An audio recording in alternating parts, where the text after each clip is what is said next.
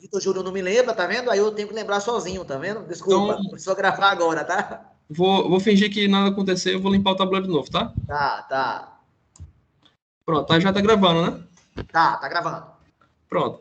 Então, ó, o que eu tenho planejado para a aula de hoje? A aula de hoje era o quê? Mostrar a importância da tática, né? Da tática no xadrez, que é uma área assim que você pode mudar completamente o destino do jogo em uma sequência de poucas jogadas e você muda completamente o destino do jogo, né? E só que tática não é só a gente calcular jogadas, né? Tática é justamente a gente encontrar defeitos na posição do adversário e tentar explorar isso, né? Então, essa posição aqui, por exemplo, que eu vou colocar aqui, que é um exemplo, ela vai ilustrar bem o que eu estou falando, né?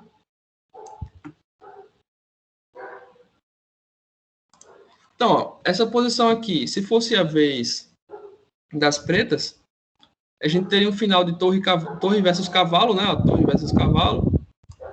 E é uma posição técnica onde o preto vence, né? Se ele jogar corretamente. Só que não é muito fácil de vencer, mas na prática acaba que o preto vence, né? E o que acontece? Não é a vez das pretas, é a vez das brancas. Então, se as brancas fizerem uma jogada, elas conseguem mudar essa situação, que é uma situação de derrota para o branco, para uma situação de empate, né? Então, ó, qual é a jogada que a gente poderia fazer? A jogada que a gente poderia fazer é esse cheque aqui, né? Ó, se a gente colocar o cavalo aqui, a gente vai tacar o rei e a torre, e o rei vai ser forçado a jogar, né? Porque ele está em xeque. Se ele não tivesse em xeque, a gente poderia mexer outra peça, que no caso é a torre, né? Mas como está em xeque, o rei é forçado a jogar, a torre não tem como impedir o xeque, então a gente só tem algumas opções, né? A gente pode jogar aqui, dá para ver o círculo verde? Sim, dá para ver. Ó, aqui, e aqui, né? Cleito acaba de entrar, só já tem o Israel e Gelúcio também, viu? Pronto. Espera um pouquinho aí. Mas pode continuar, só para saber que você tá, né? Então, Tem pessoas que você conhece, tá? esses círculos aqui são as casas que eu marquei onde o rei pode jogar, né? Então, se ele jogar aqui, eu pego a torre e o branco empata, né? Que tipo de empate é esse? Vamos ver se vocês conhecem. Pode falar no microfone. Como é que se chama essa situação? Empate por insuficiência de peça. Isso, empate por material insuficiente, né? Então, o branco se salvou, né? Isso se salvou por causa de uma técnica chamada tática, né? Que a gente encontra um padrão, o que é um padrão? É uma situação uma situação característica, por exemplo. O padrão que a gente encontrou aqui é o quê? Garfo. Garfo, né? Garfo também, nesse caso, é um ataque duplo, né? Isso. Então, quando vocês forem progredindo no estudo da tática, vocês vão começar a perceber que muitas das táticas, elas se baseiam em ataques duplos, né? Então, esse aqui foi um exemplo de ataque duplo, né? Então, sobre isso que eu vou falar hoje, né? Sobre tática. Como a gente estuda tática, onde a gente encontra táticas nas partidas e como a gente pode encontrar material bom para a gente estudar também, né? Então, eu não vou entrar na discussão, por exemplo, de qual site que é melhor, né? Lichess ou chess.com. Já vi que algumas pessoas no grupo se manifestaram em relação a isso, mas na minha opinião, na minha humilde opinião, eu considero o Lichess uma ferramenta excelente, porque você não precisa gastar nenhum centavo para aprender e você tem acesso a torneios, material, treinamento, você consegue interagir com outros jogadores, inclusive jogadores profissionais, ó. Por exemplo, quando a gente clica aqui em comunidade, tá todo mundo enxergando? Tá, né? Sim. A gente tem aqui jogadores, equipes, fórum e doação, né? Doação é caso você queira contribuir com a comunidade, né? Com o Lichess. Então, se tem um dinheiro que não tá faltando para você, você pode ajudar o Lichess a crescer, né? Então, você entra aqui em doação e faz uma doação, né? Aí você se torna que o Lichess chama de patrono, né? Cada doação que você faz, você recebe essa insígnia aqui, né? Esse ícone no seu perfil, né? E com isso você se torna um colaborador do Lichess, né? Aí tem fórum, você pode escrever artigos, etc. ou simplesmente compartilhar alguma coisa que você achou interessante no jogo, equipes, eu estou em algumas equipes, por exemplo, e jogadores, que é onde você conhece todos os jogadores que estão disponíveis no site, né, que estão online e offline, né? Então, você clicar aqui em jogadores, por exemplo, você vai ver que não tem jogadores amadores, por exemplo, ocupando o topo, né, do ranking. Então, por exemplo, o topo do ranking Bullet é um grande mestre, tá vendo? Essas letrinhas aqui significa grande mestre. Então, o topo do Bullet é grande mestre, o topo do Blitz é grande mestre e o topo do Rápido é grande mestre também. Agora, quem está mais antenado nas redes sociais vai saber quem é o dono desse nickname aqui. Alguém sabe? Nick Terstein. Alguém sabe Nunca dizer vi aqui? mais gordo. É o Magnus Carlsen. Certo. Então, quem acompanha o YouTube, Twitter, alguma coisa assim do tipo, vai saber que esse aqui é o Magnus Carlsen. Então, se o Magnus Carlsen joga no Chess, então é porque não deve ser ruim, né? Então, todo mundo sabe quem é o Magnus, né? Acho que não precisa dizer não, né? Mas para quem não souber, o Magnus é o campeão mundial, né, de xadrez. Então vamos lá. Quando é que vai ser o match? Em novembro esse ano, né? O match? É isso, contra o Jan Nepomniachtchi, né? Isso. Só não lembro onde vai ser e as datas exatas, mas a gente pode ver depois. Então, para a gente treinar tática aqui no Lichess, a gente tem que vir aqui, né? Quebra-cabeças. Também pode vir aqui em aprender, mas onde a gente realmente faz os exercícios aqui em quebra-cabeças. Então, para quem tem pouco contato ou nenhum contato com tática, você pode vir aqui, ó. Básicos do xadrez. Na verdade, aqui não é bem básico, aqui é porque ele está ensinando só a... tem aqui quebra-cabeças depois, né? Mas para aprender mesmo, acho que é em praticar, se não estou enganado. Isso. Tá em inglês, mas nada que um Google Tradutor não resolva, né? Então, aqui está escrito Piece Checkmates, que é, na verdade, checkmate com peças, né? Então, tem esses padrões de mates. Tem, no caso aqui é o 1, 2, 3, 4, né? Tem o mate de bispo e cavalo, que é um pouco avançado. E aqui tem os temas básicos de tática, que é o que é realmente importante aqui disso tudo aqui. Se for escolher um tópico para treinar, treine essa seção aqui, né? De táticas básicas. Essas outras aqui é para quando você já está mais avançado no tema, né? Então, você já vai treinando outros temas mais avançados, né? Por exemplo, presente de grego, né? Que é um sacrifício de peça. Tem Zugzwang, eu sempre me enrolo nessa palavra. Zugzwang, que é quando você está uma posição completamente travada, mas é a vez do adversário jogar, e se ele jogar, ele acaba perdendo o jogo. Então, é uma situação de jogada forçada, né? Ele é forçado a fazer uma jogada ruim. E tem interferência, que é quando você interrompe o caminho de uma peça ou a função de uma peça, né? Às vezes você coloca uma peça no meio do caminho das duas e acaba que a peça que estava fazendo a função de defesa, por exemplo, não consegue mais defender bem, né? Ela perde sua função, de certa forma. Enfim, mas são jogadas mais avançadas, né? E, por último, você tem como treinar temas clássicos de peões, né? Finais de peões. Provavelmente o professor já deve ter falado em algum treino, não sei dizer, que é a oposição, né? A sétima fileira, o tema da sétima fileira em finais de torre, e as casas-chave, né? Que é quando você tem um final de rei e peão contra rei, você tem que ocupar certas casas para conseguir promover o peão, né? Se você não conseguir ocupar essas casas, você simplesmente não consegue promover e, consequentemente, dá empate, né? E também tem um tema de finais de torre, né? Que é Rook and Games. Que é quando... O mesmo tema aqui, na verdade, né? A Seventh Rank, né? Que é a sétima fileira. Então, tem isso. Então, a gente vai dar uma olhada aqui nesses temas básicos, né? Que é o que realmente interessa da tática para quem está aprendendo, são eles. E o que a gente vai ver hoje, né?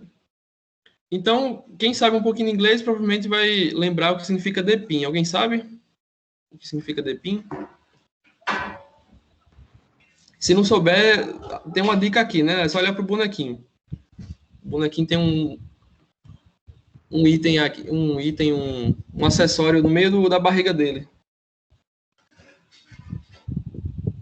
Ninguém sabe? Eu estou esquecendo o termo que se usa quando uma peça atravessa, né? A ação da peça, ela atravessa e atinge outra, não é isso? Se chama cravada. Eu ia falar agora. Pronto. Era para ter esperado mais, né? Para você falar, mas se chama cravada. Pin, acho que é apregoar, né? Em português. Mas na prática se chama cravada, né? O termo em português é cravada. Então a gente vai dar uma olhada aqui em cravada para quem não conhece, dar uma consultada, né? Então, o Lichess, ele tem essa função aqui de desenhar uma seta para ajudar você a entender o padrão, né? O padrão é essa configuração aqui que faz a gente ganhar a peça, né? Então, como é que funciona essa cravada? Você vai botar uma peça na mesma diagonal de duas peças fortes, né? Ou de duas peças importantes. Então, essa setinha verde que eu desenhei aqui, ó, tá todo mundo vendo? Sim. Essa setinha verde, ela tá apontando para justamente que casa. Vou ver se vocês estão bons em coordenadas. D4. D4, né? Isso. Ó, coluna D e fileira 4, né? D4. Então, o bispo, quando ele vem para aqui, para D4, ele vai alcançar uma diagonal, a maior diagonal do jogo, né? Que é a diagonal que vai de A1 até H8. E essa diagonal, ela faz com que o bispo, de certa forma, ataque o rei e o cavalo ao mesmo tempo, né? Só que qual o problema para as pretas? Se eu jogar aqui, ó, em D4, o bispo, o rei não consegue alcançar o cavalo, certo? Então, se o rei não consegue alcançar o cavalo, a gente, consequentemente, vai ganhar esse cavalo. Por quê? Porque o cavalo não pode se mexer, né? Por isso que o nome é cravada. É como se você estivesse colocando um prego na peça e ela não consegue se mexer, né? Por isso que o Lichess colocou aquele desenho do boneco, né? O boneco com um prego, né? Porque é como se pegasse o prego e martelasse o prego contra o boneco e uma superfície, por exemplo, ele não se mexesse mais. Então, é isso que significa cravada. Então, quando eu coloco aqui, ó, o cavalo não se mexe, porque se ele sair, eu ataco o rei, o jogo acaba, né? Então, ele não pode fazer isso, né? E agora eu posso pegar o cavalo. Então, aqui, apareceu uma mensagenzinha verde ali, significa que a gente acertou, né? Então, para aproveitar o embalo, vou deixar esse exercício aqui, para vocês pensarem um pouco. Qual é o princípio da cravada? O princípio da cravada é colocar duas peças na mesma linha ou na mesma diagonal e essas duas peças sejam importantes, né? Então, quais são as peças importantes que a gente tem aqui? O rei e a torre. Como é que a gente consegue explorar isso? Qual a jogada? Bispo A3. Bispo A3, né? Muito bem. Quem foi que falou? Veja aí. Foi Josivaldo? Veja Foi aí. Antogoni. Antogoni? Não, foi de Jair, desculpa. Jair? Muito bem, Jair. Então, jogada Bispo A3, né? Por quê? Porque a gente coloca na mesma diagonal, ó, a torre e o bispo. E agora, ó, a torre não consegue se mexer e o rei está muito longe da torre. Então, é garantido que a gente vai conseguir capturar a torre agora, né? Ele fez um cheque, o rei se mexeu e a gente ganhou a torre. Consequentemente, aquela posição... Deixa eu voltar aqui. Consequentemente, a posição que sobra no final é uma posição, de certa forma, fácil de vencer, né? O que é que a gente precisa fazer para vencer essa posição? Eliminar esses dois peões, avançar os peões até o final, fazer uma dama e tentar dar mate, né? Tentar dar checkmate. Todo mundo conhece essa estratégia, né? Quando você tem uma vantagem muito grande, você elimina os peões da base, né? Essa aqui é a base, por exemplo. Ó. Se eu fizer essa seta aqui, todos os peões que estão aqui, a gente diz que é os peões da base, por exemplo. Então, se a gente eliminar esses peões, não vai ter mais nenhum obstáculo para os peões da gente avançar, né? E os peões podem marchar para o outro lado, né? Então, eles podem ir até o outro lado. Quando eles chegam do outro lado, se transformam numa dama, né? E quando eles se transformam numa dama, a vantagem se torna muito maior e a gente não precisa mais capturar todas as outras peças, né? Basta a gente tentar dar o checkmate, né? Então, vamos para o próximo exercício. Vamos lá. Então, só para retomar, né? Só para revisar. O princípio da cravada é colocar você atacar duas peças importantes ou na mesma diagonal ou na mesma coluna ou na mesma fileira. Só que a ideia é que uma das peças não consegue se mexer. Então, vamos ver quem consegue ver a jogada agora. Vou deixar isso aqui como exercício para vocês pensarem. Bispo C3? Bispo C3, por quê? Ataca a torre e a dama de uma vez só. E o bispo é Isso, inferior à torre. a torre e a dama estão na mesma diagonal, né? Não é isso? Isso. Pronto. Aí, como elas estão na mesma diagonal, a torre não consegue se mexer. Então, a gente diz que a torre está o quê? Quando a gente Cravada. coloca o bispo em C3. Qual o termo que a gente usa? Qual a Cravado. palavrinha? Gravada. Cravado, né?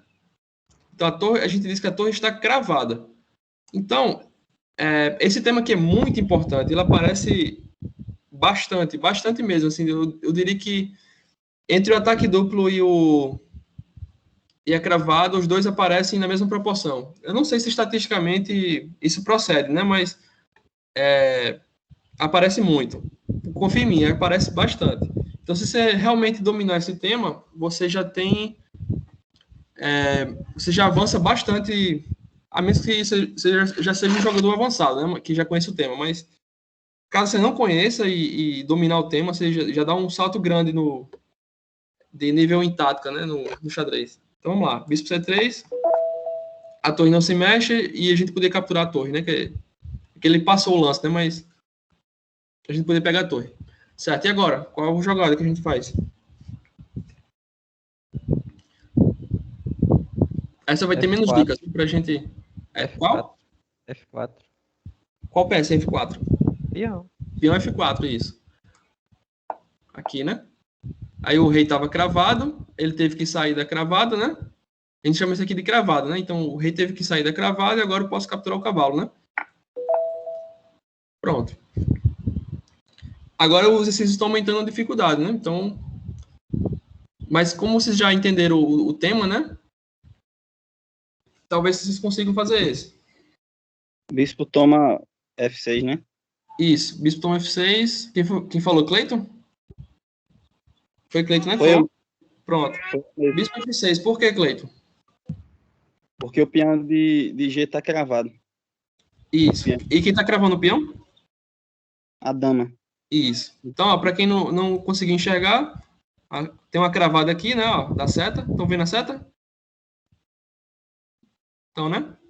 Sim. Pronto. Aí tem uma seta aqui que está indicando a cravada da dama, né? E o peão não consegue se mover. Por que ele não consegue se mover? Para capturar o cavalo, porque se ele capturar o bispo, no caso, né? Se eu capturo o cavalo e o peão captura o bispo, a rainha pega o rei, né? Como isso não pode acontecer, o peão não se mexe, né? Agora vamos ver, em termos conceituais, quem está mais avançado, né? Como é que se chama esse tipo de cravada? Tem um nome específico. Tem dois tipos de cravada, a absoluta e a relativa. Como é que se chama essa cravada que a gente fez agora? Absoluta.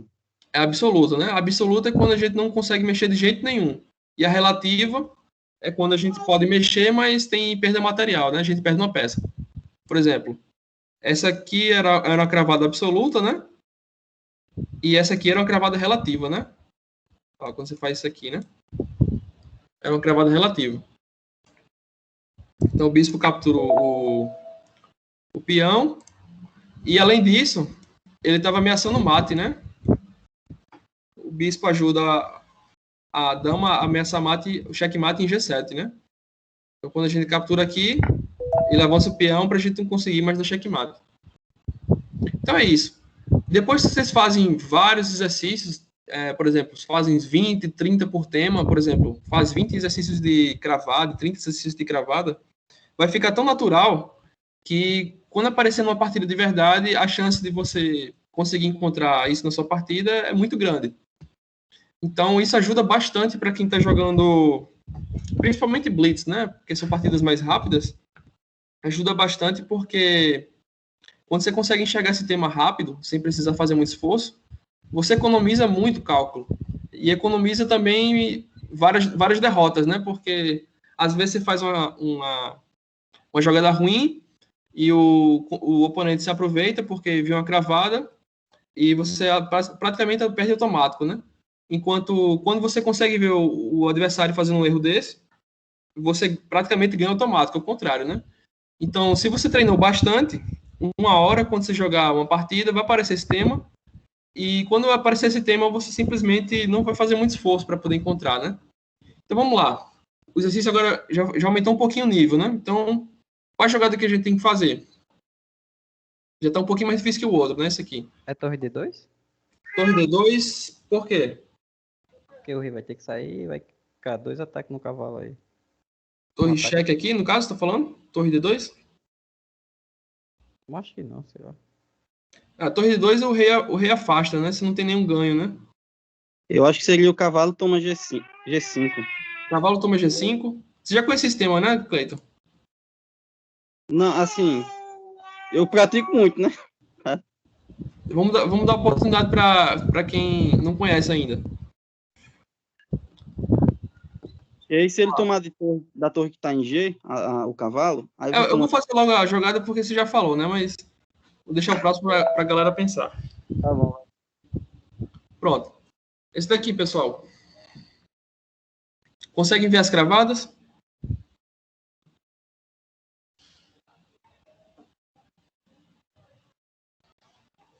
Ó, vou dar uma dica. Para ver as cravadas, você simplesmente desenha a direção das peças, né? Então, você aponta as peças na direção das peças mais fortes, de preferência, né? Porque você não vai perder muito tempo olhando para as peças de menor valor, porque dificilmente você vai encontrar uma cravada que vale a pena, né? Então, por exemplo, uma coisa que ajuda muito você a enxergar cravadas é você fazer uma visão, entre aspas, raio-x. Então, por exemplo, o bispo ataca o rei em raio-x, digamos assim. Ele consegue ir na direção do rei, certo?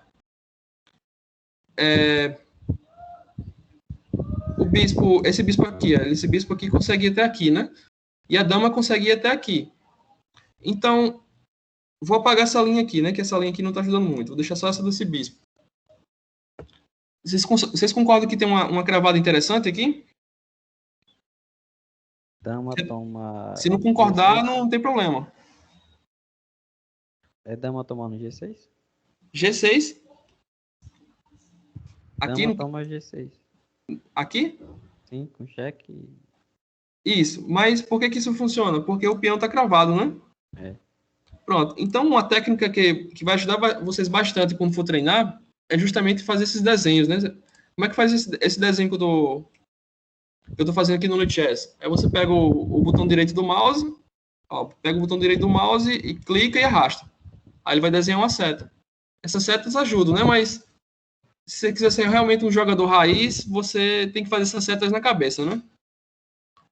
Mas para quem está aprendendo, ela ajuda bastante. Então, você desenha a seta, aí você faz, opa, esse peão está cravado. Aí você marca o peão, né? Clica com o botão direito no peão, dá um clique, ele vai desenhar um círculo. Quem tiver no computador já pode praticar isso. Aí, esse peão está cravado, beleza. Então, se ele está cravado, que tipo de cravada é essa? Ah, é uma cravada absoluta. Então, se é uma cravada absoluta, esse peão não se mexe. Então, se esse peão não se mexe, se esse peão não se mexe, significa que esse aqui está desprotegido. Concordam ou discordam? Ó, se o peão de F7 está cravado, o peão de G6 está desprotegido. Por quê? Porque se ele não se mexe, se o peão de F7 não se mexe, então ninguém pode pegar, ninguém vai defender esse peão, né? Então, como o colega falou, a jogada é dama G6. Ó, tem a cravada, esse peão aqui está cravado, esse aqui não se mexe, aliás, esse aqui não se mexe e esse aqui não tem defesa, né? Então, cheque. E agora, ó, o que a gente pode fazer? Lembra que a gente desenhou uma linha para cá, né? Então o bispo consegue ajudar a dama, né? Então, checkmate, né? E por último, o último exercício, vou deixar para vocês. É o último exercício de cravado, né?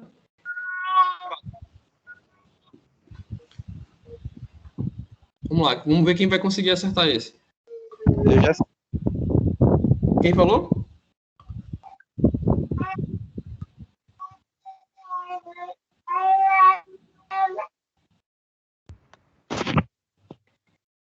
Ó, vou dar uma dica. O site falou que tem uma posição vencedora em 3 jogadas. Então, é a sequência de 3 jogadas.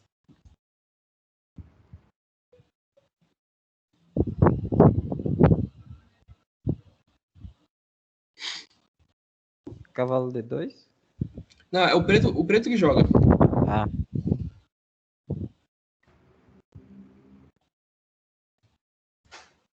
torre toma cheque? Torre toma H3? Sim. Isso, por causa dessa cravada aqui, né? É. Isso, tá certo. Aí depois, qual a próxima jogada? Se eu posso mover a dama, não, né? Por que que eu não posso mover a dama?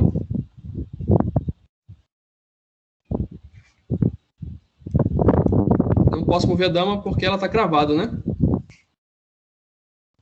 Concorda que ela tá cravada? Ó, Cravada absoluta, né? a dama tá cravando a outra dama. Então, se eu capturar o peão com a torre, não posso mexer a dama porque ela tá cravada. Certo. Aí, quando eu capturar aqui em H3 com a torre, o rei... Eu só posso mover de rei, né? Então, o rei vai ter que vir para G1, né? Porque se for para H2, ele morre, né? Então, ele tem que vir para G1. E depois que ele vier para G1, o que é que eu jogo? Tá todo mundo acompanhando?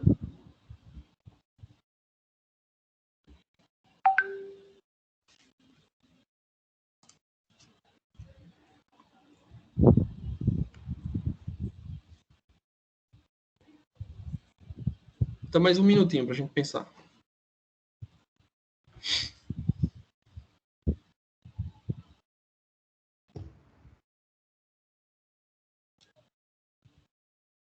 Torre G3. Torre G3, muito bem, professor. Então, a jogada aqui é torre H3, rei G1, torre G3, por quê? Porque o bispo está cravando, né? O bispo crava o peão de F2. Então, se o peão de F2 não se move, e o peão de H4 está fazendo suporte à torre, então, eu vou ter duas cravadas. Eu vou ter essa cravada aqui da torre, junto com a cravada do bispo. Então, é uma cravada dentro de uma cravada dentro de uma cravada, né? Por isso que esse exercício não é tão fácil. Você usa a cravada 3 vezes. Então, é que nem aqueles problemas de matemática, né? Que você usa um teorema 3 vezes, ou usa um teorema, mais outro teorema, e chega na conclusão do problema, né? No xadrez é parecido. Você usa, às vezes, o mesmo tema 3 vezes, ou usa um tema e usa outro tema 2 vezes, por exemplo. E quanto mais complexo for o problema, mais combinações de padrões você vai ter, né? Então, vamos lá. Torre H3. Agora eu vou usar essa cravada aqui, né? Torre G3. Aí, se eu jogar torre G3, ele não pode pegar minha dama, porque tá cravado, né? E também não pode pegar minha torre, porque tá cravado também. E aí, ele tem que capturar, né, a torre, eu pego a dama e acabo. Beleza? Então, vamos voltar lá pro... Quebra-cabeças não, foi mal. Praticar, né? Então, esse aqui era um tema, né? Cravada. Só que tem outros temas. Um tema que aparece bastante também, que eu vou mostrar agora, é o ataque descoberto. Então, como é que funciona o ataque descoberto? O ataque descoberto é assim, ó. Lembra daquela dica que eu falei de você visualizar, entre aspas, em raio-x as peças? Você visualizar as peças atravessando umas às outras. Só que na prática você não vai atravessar a peça, né? É só para ajudar a entender o padrão, entender a configuração da posição. Então, se o cavalo não tivesse aqui e fosse a vez das brancas, a torre poderia capturar a dama, certo? Então, como é que eu posso fazer isso de modo que eu consiga capturar a dama? Como é que eu posso tirar o cavalo de modo que eu consiga atacar a dama? Em outras palavras, será que é possível eu fazer uma jogada e a dama não se mexer? Porque aí, se a dama não se mexe, na próxima jogada eu vou e pego a dama, né? E a resposta é sim, né? Se eu fizer um cheque, o adversário é obrigado a defender o cheque. Então, o cheque é uma das maneiras de você liberar o caminho de uma peça e conseguir pegar uma peça mais valiosa, né?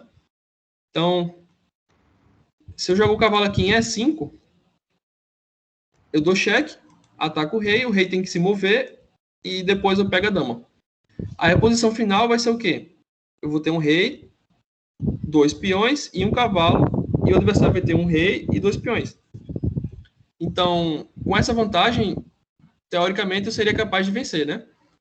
Então a jogada aqui, ó. Cavalo E5, cheque. Aí o rei é obrigado a se defender. Então, ou ele vai fugir, ou ele vai vir para cima do cavalo. De qualquer maneira, o caminho vai estar aberto para pegar a dama, né? E aí eu consigo pegar a dama. Aqui é como se fosse uma variação da outra posição que a gente viu. Só que ao invés de a gente dar um cheque atacando diretamente o rei com o cavalo, a gente vai fazer outra coisa. A gente vai liberar o caminho para o rei, dando cheque com a torre e atacar a dama. Então a gente inverteu os papéis, né? Enquanto no primeiro exemplo a gente atacava o rei, né, com o cavalo e atacava a dama com a torre, a gente vai inverter. A gente vai atacar agora. Eita. A gente vai atacar agora o rei com a torre e a rainha com o cavalo. Detalhe, quando a gente faz isso, a gente consegue mexer a dama dessa vez. Só que, independente do lugar que a dama for, a gente vai conseguir pegar a dama. Então vamos ver.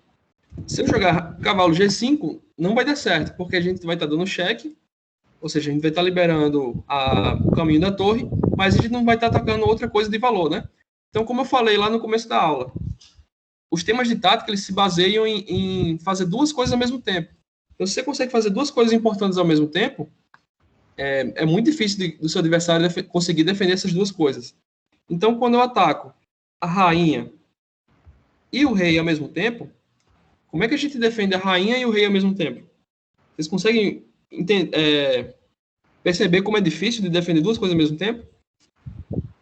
Então, quando eu jogo aqui, ó, cavalo E5, eu ataquei a rainha e se a rainha vem para F7, a gente continua podendo pegar a rainha, né? Então, o cavalo vai ajudar a torre e a gente consegue capturar, né? A gente vem e captura a dama. Agora é com vocês. Vocês têm que pensar numa maneira de fazer um ataque descoberto. O que é um ataque descoberto? É você simplesmente liberar o caminho para uma peça e, de preferência, conseguir atacar duas ao mesmo tempo, né? Então, se você consegue atacar duas peças ao mesmo tempo, é um bom sinal, né? Aí só falta você verificar se funciona, né? Alguém falou alguma coisa? D6. D6, né? Peão D6. Aí o que o peão D6 faz? Ele ataca a torre e ataca a outra torre com o bispo, né? Então eu fiz um ataque descoberto com o bispo. E esse ataque descoberto faz com que a gente ganhe pelo menos uma qualidade, né? Qualidade é quando a gente tem uma peça menor por uma peça maior. No caso, a gente ganha o bispo pela torre, né? Então, quando a gente joga aqui D6, a gente pode defender essa torre com essa torre, só que aí vai ser peão por torre. A gente pode afastar essa torre de C7 para A7, e depois pega a torre e vai ficar bispo por torre, ou a gente pode afastar a torre para trás, que vai continuar sendo bispo por torre. Então, é impossível de defender, né? Aqui vai ser torre por peão, né? Entenderam a lógica? Bom, essa posição aqui continua sendo um ataque descoberto. Então, vamos ver quem vai conseguir enxergar a melhor jogada. Nem sempre você precisa capturar uma peça. Às vezes, o ataque descoberto serve para simplesmente dar mate, que é o objetivo do jogo, né?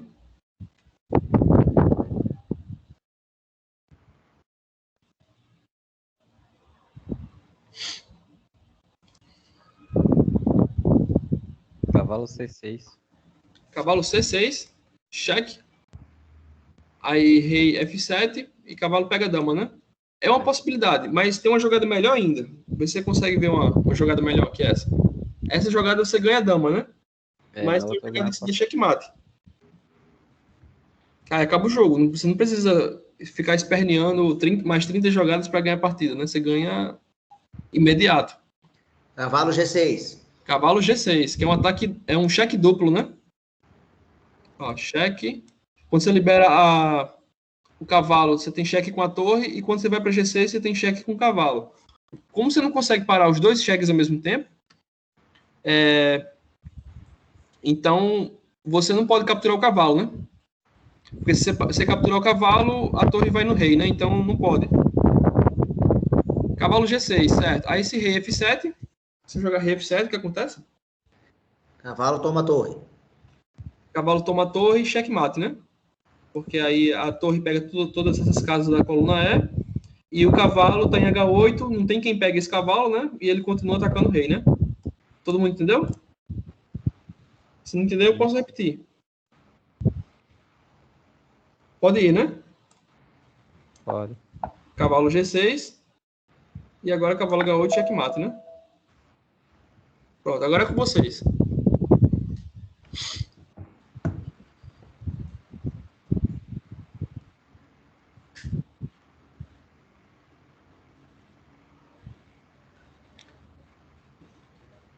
Como é de se esperar, né? Sempre o próximo exercício aumenta um pouquinho a dificuldade, né?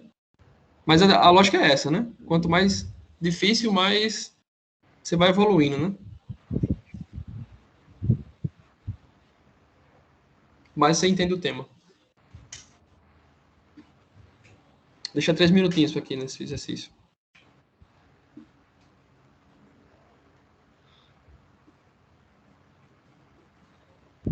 Cavalo G5, G4. G4, né? Por quê, professor? Porque se Qual a bispo tomar ideia? bispo, Qual se foi o bispo padrão que tomar você viu? bispo, mate, né? O mate com dama. Isso, né? Você joga aqui, o bispo vem, a dama vem aqui, checkmate, né? Isso. E se tomar o cavalo, né? Seja com peões ou com outro cavalo, bispo toma bispo, dando um garfo, dando um ataque duplo, né? Isso, você ataca o rei, dá cheque e depois pega a torre, né? Isso. Pronto. Todo mundo conseguiu ver isso? Acho que sim, né? Agora sim. Pronto. Então, eu pergunto a vocês. Aqui parece fácil porque a gente está só batendo no tema de ataque descoberto, né?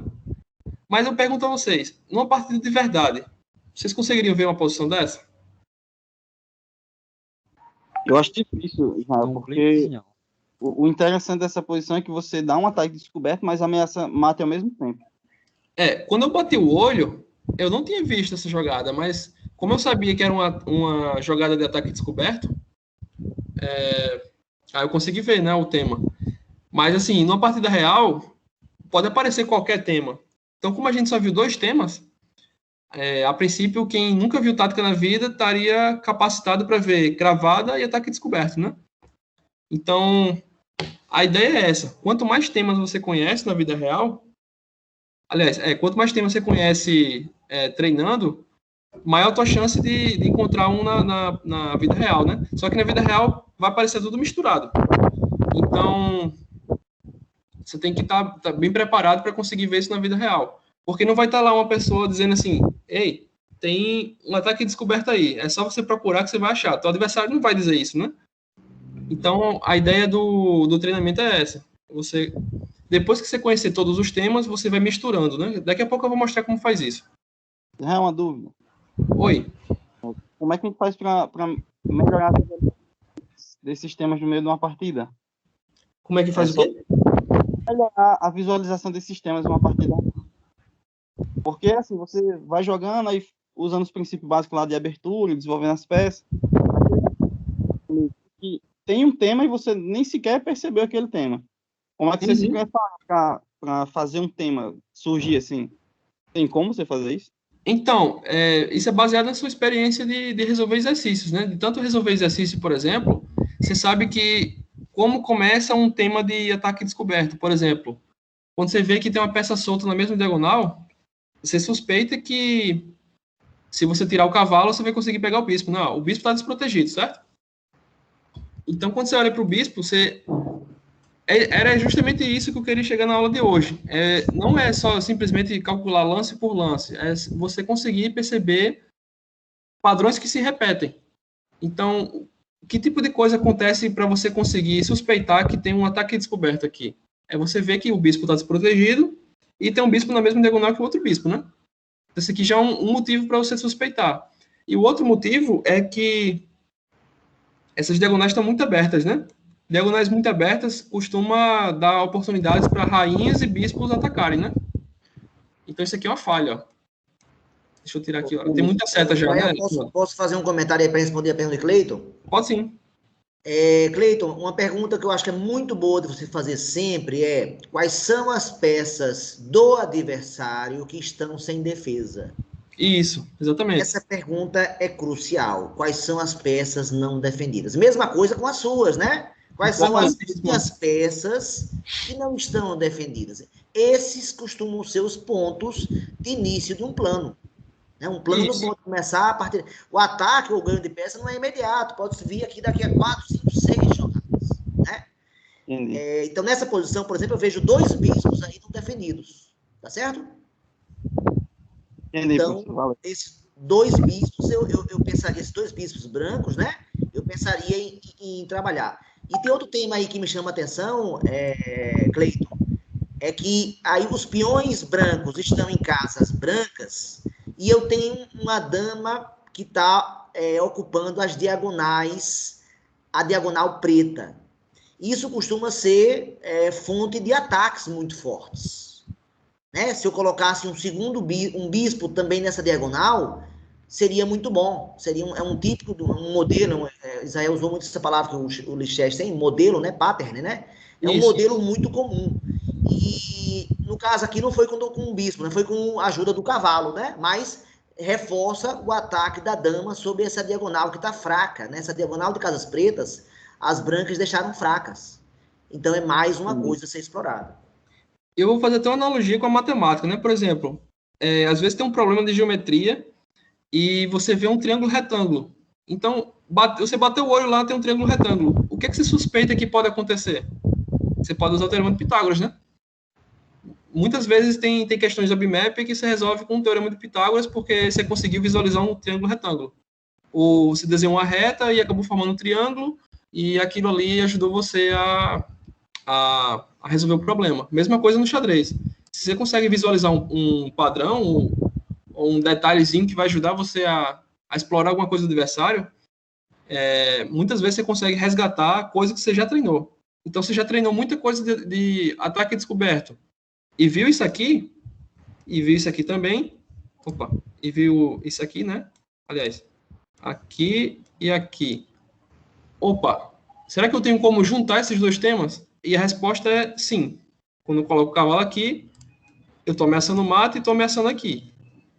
E aí você começa a calcular, verifica se funciona, funcionou, pronto, aí você joga. O Cleiton, quando eu vi essa posição inicialmente, minha primeira ideia foi, eu vi 2 bispos soltos aí, brancos, ou seja, sem defesa, e aí minha primeira ideia, será que eu tenho que botar uma torre nessa coluna, ou uma dama nessa coluna D, para tentar atacar os 2 bispos ao mesmo tempo? Foi minha primeira ideia. Né? E o peão toma peão, libera o acesso a esses bispos. Então, minha primeira ideia foi trabalhar por aí, mas não é a resposta do problema. Só estou dizendo que esse é mais um modelo, por exemplo, que na minha cabeça fica muito forte. E aí, quando você vai treinando, você meio que solidifica esses padrões, né? E quando você olha, você vai fazer cada vez menos esforço para calcular, porque você já tem isso treinado, né? Quanto mais você resolve, mais treinado fica, e por aí vai. Aí, quando você jogar uma partida, vai aparecer aquele padrão, você vai conseguir usar e vai se beneficiar disso. Por isso que é importante resolver muito exercício. Alguém tem alguma dúvida? Deixa eu mostrar umas partidas que eu joguei recentemente. Inclusive, foi eu joguei uma hoje que foi um Gambito do Rei. Então, para quem gosta de Gambito do Rei... Dou mau valor. Eita, já dei uma pista aqui, né? Vamos lá. Quem joga Gambito do Rei aqui, que tá na aula? Tirando o Clay. Eu. Professor? Mais alguém joga Gambito do Rei? Pronto, essa aqui foi a partida Blitz que eu joguei hoje de manhã. Acho que foi na hora do almoço, na verdade, né? Que tá falando aqui 4 horas. Vamos lá, E4, peão E4, né? Peão E5, peão F4, peão toma, cavalo. Eu tava jogando antes com o bispo C4, mas comecei a perceber que não só que eu não conhecia a teoria, e também porque geram as complicações que eu não sabia resolver de brancas, né? Acabei jogando D4 mesmo. Aí ele jogou G5. Você jogou essa variante, professor? Não costumo jogar, não. Eu costumo jogar com bispo C4. Joga com bispo mesmo, né? É. Eu comecei a testar essas com H4 e acabei gostando do resultado. Eu tenho uma partida antológica com IAC. Não tem sem o D4, mas eu fiz o H4, tá certo? E4 e H4, né? E aí eu dou o cavalo no quinto lance. Eu dei esse cavalo aí, ó. Aham. Isso, exatamente. Eu, inclusive, faço alguma coisa assim nessa partida. Mas não deixando o peão pegado. Depois eu vou mostrar aqui. Pronto, eu vou passar aqui, ó. Cavalo G5. E aí parece que eu tô indo pra guerra, mas parece que esse cavalo não vai conseguir voltar, né? Isso. E agora? Que é exatamente o que acontece, né? H6. E alguém suspeita o que vai acontecer com o cavalo? Vai ser sacrificado. Isso. Então, nós temos aqui hoje um mestre nos sacrifícios, que é o Antogone, né? Ele inventou o sacrifício do rei, né? O sacrifício de rei. Isso Foi para distrair Israel. Não funcionou muito bem, mas eu gostei da proposta. Ele faz o gambito do rei com vontade, ele dá o rei mesmo. Então, a jogada aqui é simplesmente jogar o cavalo fora, né? Mas a que custo, né? Será que ele simplesmente está se voluntariando para a guerra? Está se matando de propósito? É um kamikaze? Esse cavalo é kamikaze? O cavalo é kamikaze, mas ele vai fazer um estrago grande depois. Vocês vão ver por quê. Então, o meu adversário aceitou. E ele é forçado a aceitar, né? Porque ele está atacando a torre e a dama, né? E por que eu fiz isso? Justamente porque a vantagem que o preto me deu em relação à velocidade com que eu coloco as peças em jogo, né, que a gente chama de desenvolvimento, me permitiu que eu jogasse esse cavalo fora e comprometesse a defesa dele. Então, a partir do momento que eu faço isso, e ele captura meu cavalo, se inicia uma corrida contra um relógio, né? Não o relógio do xadrez, que tem os 45 minutos aqui, né? Mas, os 45 segundos, mas um relógio em desenvolvimento e ataque e fragilidade do rei, entre né? desenvolvimento e ataque, né? Então, se eu permitir com que meu adversário desenvolva as peças completamente, o jogo acabou para mim. Porque ele vai ter uma peça, vai conseguir colocar o rei em jogo, o rei em segurança, quer dizer, não o rei em jogo, né, que ele não é um rei lutador, né? Mas ele vai conseguir colocar o rei em segurança, vai conseguir colocar as peças em jogo e, consequentemente, eu vou ter uma peça a menos, né? Em contrapartida, se eu conseguir colocar minhas peças em jogo e conduzir um ataque bem feito, esse rei vai morrer. Ou se ele não morrer, eu vou conseguir formar uma vantagem muito boa no final, né? Então, é um jogo extremamente desequilibrado. As posições que surgem em Gambito do Rei, elas são posições extremamente complicadas e desequilibradas materialmente, né? Você entrega uma peça, mas tem ataque e desenvolvimento. Não são posições que, por exemplo, você joga peão da dama e... Vou até mostrar aqui, ó. Não são posições que você joga peão da dama e que você joga pelo equilíbrio, joga para posições tranquilas e tal. A proposta não é essa quando você joga Gambito do Rei. Quem usa marca-passo não pode jogar Gambito do Rei, não. Isso. O Gambito do Rei é um dos gambitos mais agressivos do jogo. Então, é matar ou morrer, exatamente. Eu já até ouvi essa expressão antes, caixa ou caixão, né? Ou você mata ou você morre, não tem para onde correr. É difícil encontrar uma partida de Gambito do Rei que dá empate, né? Então, pronto, eu entreguei o cavalo e agora eu consegui botar os 2 bispos em jogo, né? E na próxima jogada já tem um roque, né? Enquanto isso, ele não tem nenhuma peça em jogo. O rei está extremamente exposto e se ele não tomar cuidado, ele pode levar uma sequência que mata em poucos lances, né? Então, ó, vejam que o meu bispo já está apontando para a defesa deles. Tem uma coluna aberta na cara do rei. E é uma coluna que vai conseguir ser aproveitada por uma torre, né? sem muito esforço. E na próxima jogada também já está entrando o cavalo, né? Então ele jogou o cavalo, que eu acho que era a melhor opção no momento. Joguei roque e ofereci mais um peão a ele. Dá para suspeitar que aceitar esse peão não é uma boa ideia, né? Peão envenenado. Oi? Peão envenenado. É um peão envenenado. Então, vejam que eu já joguei um cavalo fora e agora estou jogando mais um peão. Parece coisa de louco, né? Mas tem toda uma ideia por trás. Então, eu ofereci o peão, ele aceitou. Eu, sinceramente, não achei que foi uma boa ideia. Talvez ele tivesse que jogar o cavalo aqui ou, não sei, tentar diminuir os pontos de contato, mas né? o Israel, se não tomar o peão, esse peão vai avançar no próximo lance. Eu tenho consciência disso, mas... Então, assim, ele tá, se correr, o bicho pega, se ficar, o bicho corre. Exato. Parece umas partidas clássicas que tem do século XVII, né? Que tem a Gambito do Rei, que tem toda uma precepada dessa, né? Isso. Mas eu não sei se realmente ele tem que fazer isso, mas parece que ele não tem muita escolha, né? Enfim, ele tomou. Aí eu ofereci o cavalo para dobrar aqui, ó. Mas do ponto de vista dinâmico, ou seja, do ponto de vista de como as peças interagem, não vai fazer diferença no momento, o peão está dobrado, né? Vocês concordam com isso? Não vai fazer muita diferença porque eu já estou indo para matar, estou indo para esfolar o rei. Então, um peão dobrado não vai fazer diferença nesse momento, já que eu já joguei um cavalo e um peão fora, né? Então, ele aceitou. Ele veio para trocar, né? Ele poderia ter simplesmente voltado, né?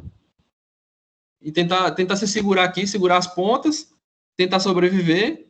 E se ele conseguir sobreviver, tem uma peça a mais, né? Mas ele aceitou. Beleza. Eu comi. E aí ele cometeu o último erro do jogo, que é querer aceitar mais material, né? O cara foi extremamente guloso, né? Então ele achou que, sei lá, avançando o peão e depois, se eu me desligasse, dava mate, sei lá, alguma coisa assim. Só que ele não percebeu que tinha um problema grave. Todas as minhas peças já estão em jogo, tirando essa torre aqui, né? Então, como é que eu faço para invadir a posição? Essa é a questão agora. Como invado a posição? Achar um cheque de bispo aí já é uma opção, talvez, né? Isso. E esse cheque, a gente vai acabar usando um tema que a gente acabou de ver, que é liberar uma peça, né? Um ataque descoberto, digamos assim. Isso. Você vai fazer cheque e a torre vai conseguir entrar. Isso. Então, é justamente por isso que não pode aceitar esse peão. E aí eu joguei. Bispo cheque. E agora é uma sequência de mata em 13 jogadas. Óbvio que eu não calculei até o fim, né? Mas eu suspeitava que o rei ia morrer em algum momento. Aí vai dar uma posição clássica também, que se ele, depois que a torre chegar em F7, e se ele jogar a torre em G8, tem aquele moinho agora, ele pode capturar os 3 peões, né? Isso. Na verdade é mate, né? Por exemplo, se ele faz isso aqui... É mate, tem razão. Vou desligar o robô para vocês não verem a jogada, né? É pior ainda, exatamente. Cheque, rei G8, né? Aí torre C7, bispo E6, bispo toma, né? Cheque mate. Ele não pode jogar aqui. Se ele jogar aqui... Cheque de dama. Eu tinha calculado dama D3. Isso. Rei G5. Como é que eu termino aqui mesmo? A dama é 3. Era dama E3? Não. Deixa eu lembrar o que eu tinha calculado. Eu acho que é isso mesmo. Aí a dama vai aproximando e depois tem dama tomando peão em eu acho que era torre F1, acho que era isso. Porque aí, quando ele for para cá, para H5, eu consigo finalizar ele. Agora, era alguma coisa assim. Tá. Vou conferir aqui para a gente não perder muito tempo. Torre F1, isso mesmo. Torre F1, aí se, por exemplo... Não sei. Deixa eu ver aqui. Torre G8. Aí essa torre vem para cá. Rei G6. E...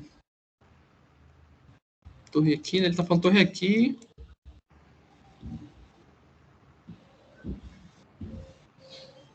É que o rei não mexe, né? Essa aqui tá cortada, aqui tá cortada. Então, se jogar aqui, ele só tem o bispo e depois aqui, né? Pronto. Aí foi mais ou menos isso que aconteceu na partida. Então eu joguei aqui, cheque, aí ele saiu andando com o rei. Aí começou a procissão do rei aqui, né? Ele começou a andar com o rei. Aí dama D3, rei G5, eu joguei aqui, torre F1, aí jogou o peão. O computador tá mostrando esse, mas eu vi outra jogada, que foi dama E3, rei G6, bispo D3, ele tá mandando jogar aqui, né, mas eu vi outra sequência, né, eu joguei bispo D3, ele jogou o bispo, essa torre foi, e checkmate com ataque duplo, né, e descoberto também, né, outra descoberta, tá vendo?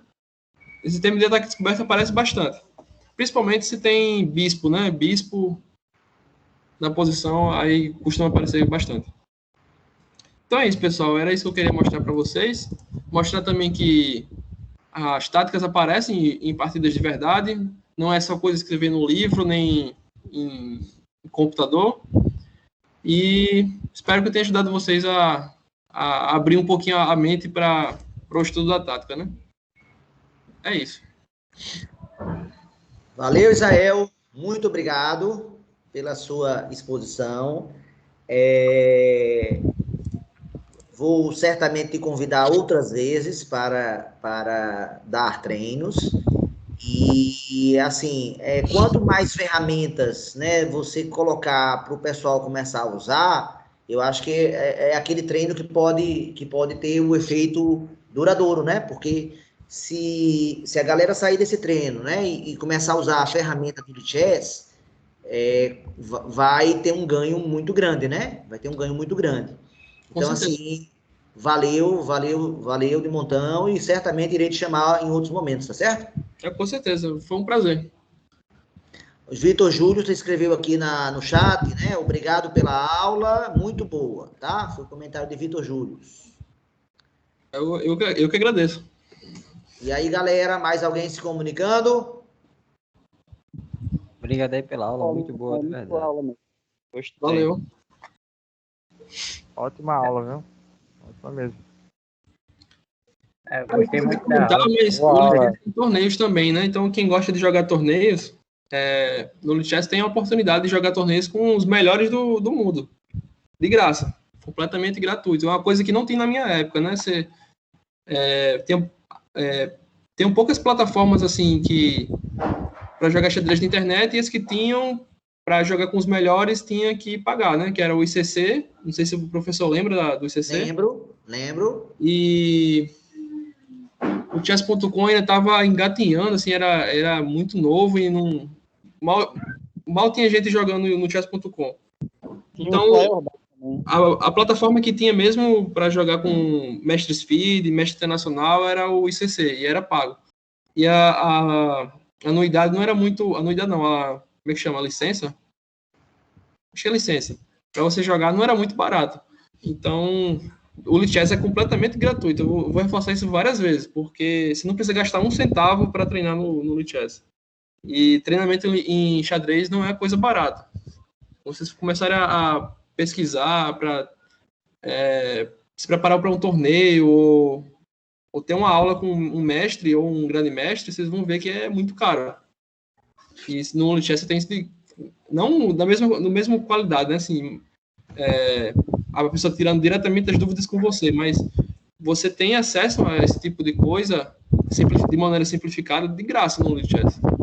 Então, Antogoni, quer falar, Antogoni? Uma oportunidade única, né? Digamos assim.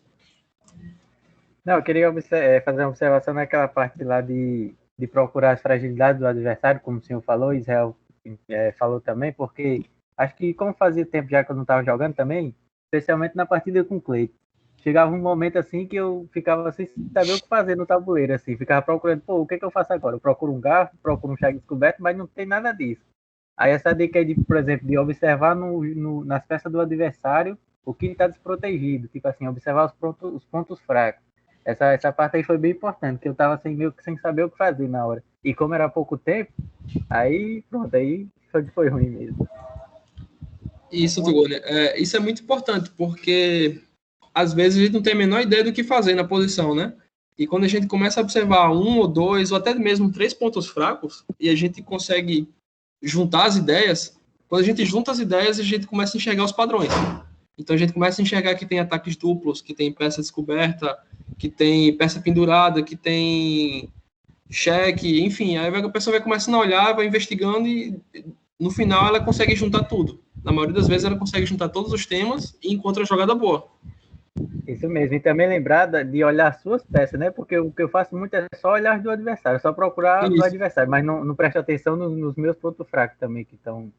Exatamente. Quando você olha para as suas próprias peças, você tem a oportunidade de corrigir um erro que você não tinha corrigido antes, né? Então, Porque pode salvar muitas vê a partidas. fragilidade do adversário, faz um plano maravilhoso para conquistar aquela peça, só que o ataque do adversário é mais rápido que o seu. Isso, exatamente. Aí lascou, né, Togoni? Cleiton quer falar? Fala, Cleiton. Israel seria justamente sobre isso, né? Como abordar as fragilidades do adversário. Tipo, observar peão atrasado, casa fraca, pilhar reexposto, esse tipo de tema, sabe? Para a gente conseguir, numa partida, visualizar algum tema tático a partir das fragilidades que o adversário apresenta. Cleiton, acabei de conhecer sua filha agora, viu? Poderia falar um pouco. Tava ouvindo, é? Falar um pouco. Mas já tá participando da aula também. Opa! Enxadrista precoce. Olha aí. Eita danada. Checkmate. Muito bonitinho. Qual é o nome dela, Cleiton? É Lilian. Lilian. Xadrez, viu, Lilian? Ele voltava para jogar. Jogar. Exatamente. Vamos ver se esse pai é eficiente aí nisso, viu? Já coloca lá no Chess Kids, né, Cleiton? Com certeza. É muito bonito. Eu vou puxar o pai, que Cleiton também é bonito que só. Eita, Cleiton. Foi uma cantada, viu, Cleiton?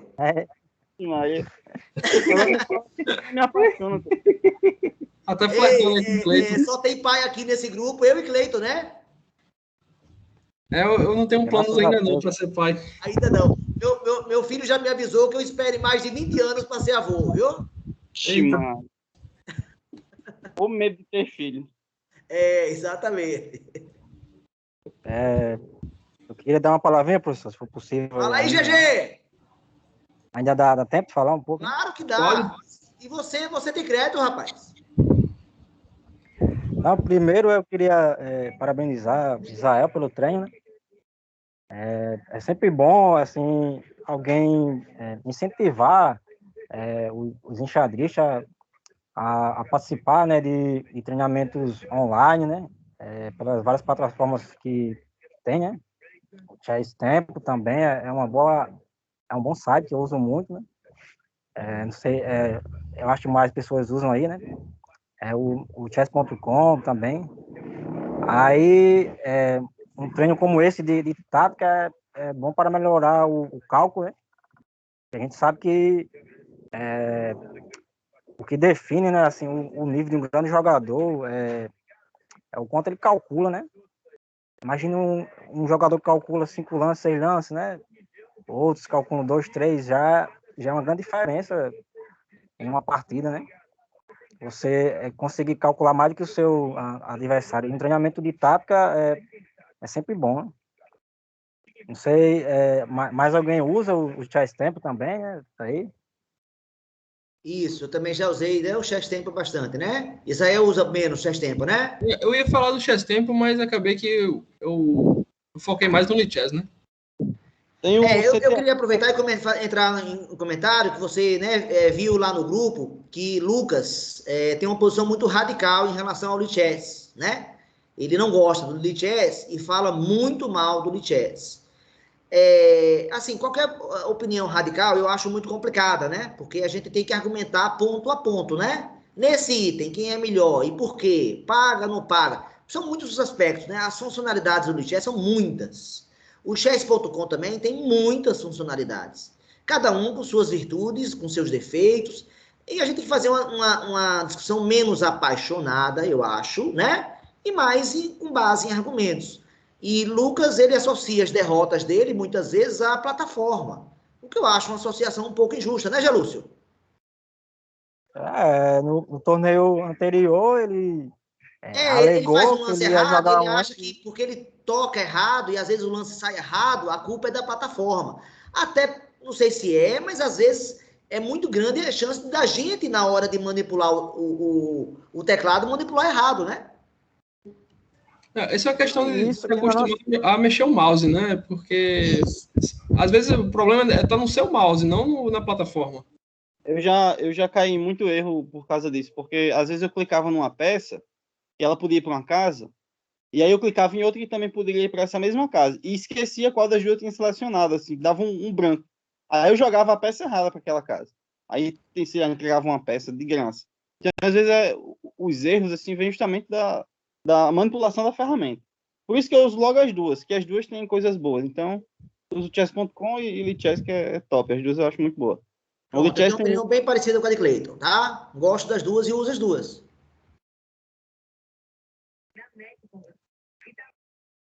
Tem também uma outra plataforma, quer dizer, um aplicativo, acho que foi Israel que me recomendou também, acho que faz uns 2 anos isso, que é o CT Art, né, Israel? Você treina tática também?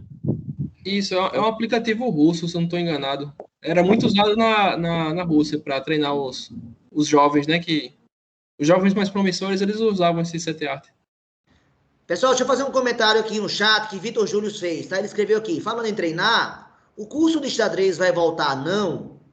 Se não tiver, daqui a pouco a equipe só vai ser só de ex-alunos do campus. E começou a rir, né? Tá certo? E é verdade, a gente precisa voltar com o curso para iniciantes, que não teve em 2020, né? Que é justamente o ano que Vitor Júlio entrou. Não teve ano passado por conta da pandemia. Eu fiquei sem dar treinos de xadrez, Israel, desde março do ano passado até agora, o mês de... Quando é que começamos? Maio, né? Começamos agora em maio, né? Então, eu fiquei mais de um ano sem dar treinos, né? E, Vitor Júlio, você tem razão, eu concordo com o seu comentário. O curso para iniciantes é fundamental. Israel, eu acho que sabe que a gente faz esse curso desde 2015, né, Israel? Lá. E ele é presencial, né? E, inclusive, Israel, nós temos um material que eu considero um material de muito boa qualidade. As aulas estão em LaTeX, viu? E estão muito padronizadas. Então, é um material muito legal. Eu posso mandar depois, se Israel quiser conhecer o material, que começou a ser feito com Pablo, Manuel, e eu fui melhorando esse material depois. E teve contribuições de Gerson, de Michael. Michael, inclusive, foi o cara que passou para o LaTeX. Então, com participação de vários. De antemão, eu lanço a seguinte provocação. Israel, você conseguiu agora o treino com mais pessoas, tá? Desde o nosso primeiro treino. O problema, assim, que eu sou um só, vocês sabem disso, não consigo me multiplicar, eu sou só um, e eu faço muitas coisas, tá, Vitor Júlio? Não é simples para mim. E nesse momento eu tô com 3 turmas, e tô com 120 alunos. E eu faço para cada turma 8 provas. Durante 4 meses eu vou fazer 8 provas. Então, meu ritmo não é simples. Então, assim, mas eu lanço para vocês aqui uma provocação, né? Se Israel se comprometer a continuar contribuindo, Gelúcio, Lucas se alternarem, e eu puder ficar um tempo sem dar os treinos, eu me comprometo a voltar a dar o curso para iniciantes, Vitor Júlio, tá certo? O público-alvo é justamente os alunos do primeiro ano do IF, mas é claro que por ser remoto, ele pode ser estendido a qualquer um, né? Via convite aqui na plataforma do Teams. Então, é uma ideia maravilhosa, é uma coisa que eu quero fazer. Agora, eu preciso de ajuda, né? A gente teve... A Estela é uma pessoa que me ajuda muito, mas a Estela deu uma sumida grande agora. Josivaldo é outra pessoa e Luiz que podem me ajudar, também deram uma sumida. Quem, então, se aproximar de mim, que diz que pode ajudar no curso... Pronto, vai me motivar a detonar o processo, tá?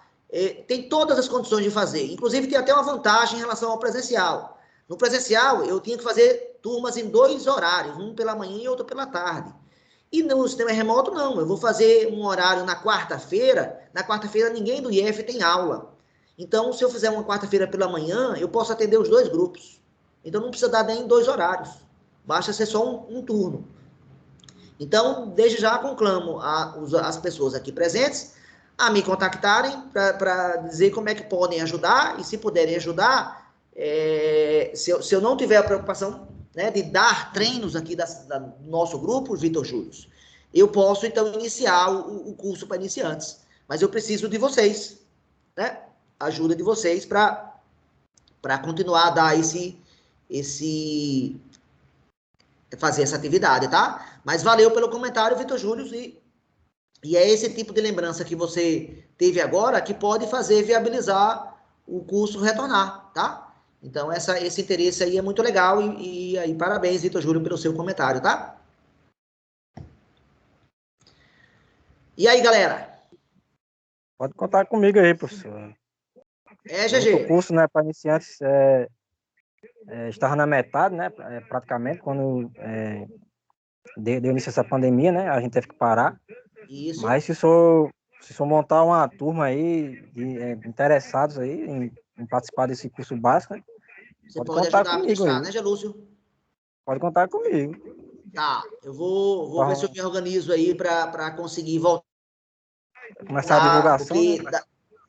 E aí, para mim é fácil, porque das 3 turmas de primeiro ano, eu tô com 2. Então, eu tenho acesso direto, né, via Teams, a 2 turmas. E não é difícil, e não é difícil chegar a ter acesso à terceira turma, entendeu? Então, exatamente. Posso sim começar, tá? Galera, mais algum comentário aí em relação a Israel?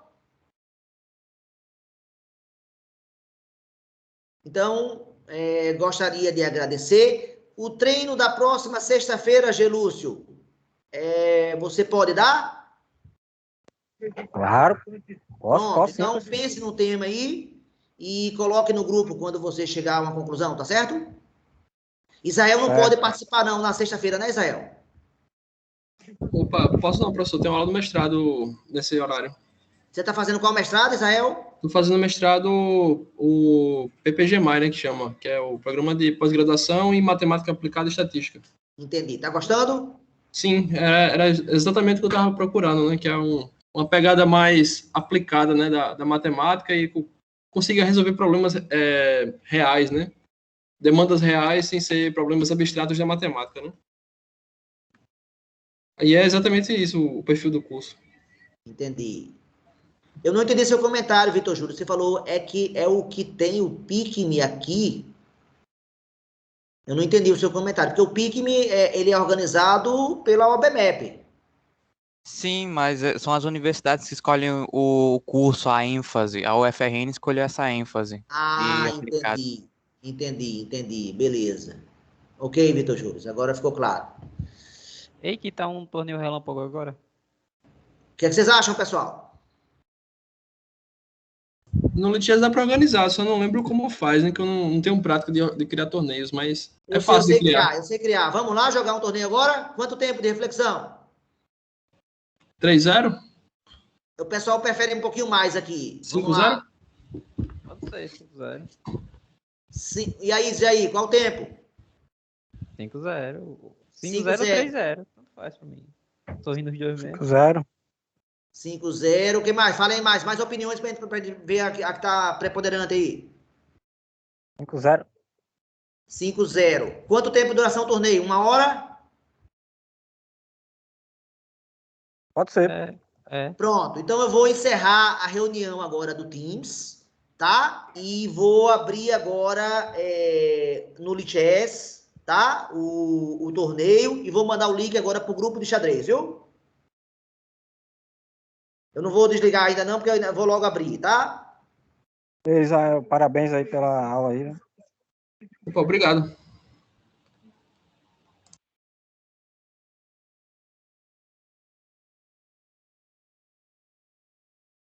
Foi graças a Israel que eu aprendi a dar mate de cavalo e bispo, viu? Poucas pessoas sabem esse mate, né? Eu ainda apanho muito, né? Dar um mate disso aí. Eu ofereço empate e deixo pra lá que eu não consigo dar, não. Inclusive, isso é motivo de vergonha, né? Por alguns profissionais que às vezes erram em torneio, né? Sim. Começa em quanto tempo? Em 5 minutos ou em 10 minutos? Em 5. Em 5, tá bom. Pronto, o torneio está criado. Eu acabo de entrar no torneio. E vou mandar o link agora para vocês no grupo. Link enviado no grupo. Então, me despeço de vocês aqui, vou encerrar a reunião. Obrigado, Israel, e até o torneio. Até o torneio, galerinha. Pronto, entrei.